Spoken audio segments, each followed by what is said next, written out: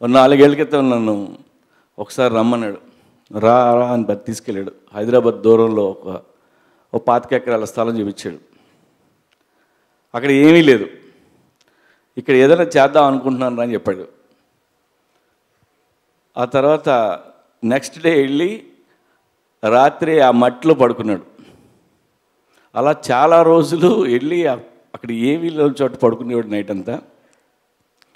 తర్వాత 3 ఏళ్ళ తర్వాత మళ్ళీ నన్ను పిలిచాడు.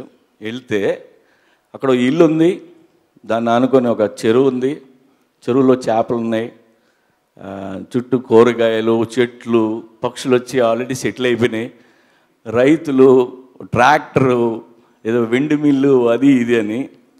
సో ఇలాంటివి ప్రకాష్ చేయగలడు. ప్రకాష్ ఎక్కడ ఉంటే అక్కడ పచ్చగా ఉంటుంది. అది చిన్న విషయం కాదు. ఫామ్ హౌస్ అని కాదు నేను చెప్పట్లా, ఇంత క్రియేట్ చేశాడు.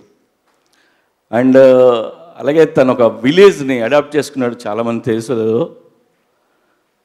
అడాప్ట్ చేసుకుని అంటే చెక్ ఇచ్చేసి కూర్చోడం కాదు, తను అక్కడికి వెళ్ళి రైతులతో కూర్చుంటాడు, ఆ పిల్లలతో కూర్చుంటాడు, ఆ స్కూల్లో మాస్టర్లతో మాట్లాడతాడు, వాళ్ళకి చెరువు గరువు ఏమైనా కావాలంటే అవన్నీ ఏర్పాటు చేస్తాడు, కలెక్టర్ని కలుస్తాడు. ఇన్ని పనులు ఇంత బిజీగా ఉన్న ప్రకాష్ రాజు చేస్తాడని చాలామందికి తెలీదు. Hats off to you Prakash, love you. Cinema భద్రాసు ఏ డైరెక్టర్ అయినా సరే ఫస్ట్ ఫిల్మ్, ఎవరైనా సరే ఫస్ట్ లవ్ని ఎట్టి పరిస్థితుల్లోనూ మర్చిపోలేరు. ఎందుకంటే అది ఒక జెన్యూన్ ఎమోషన్.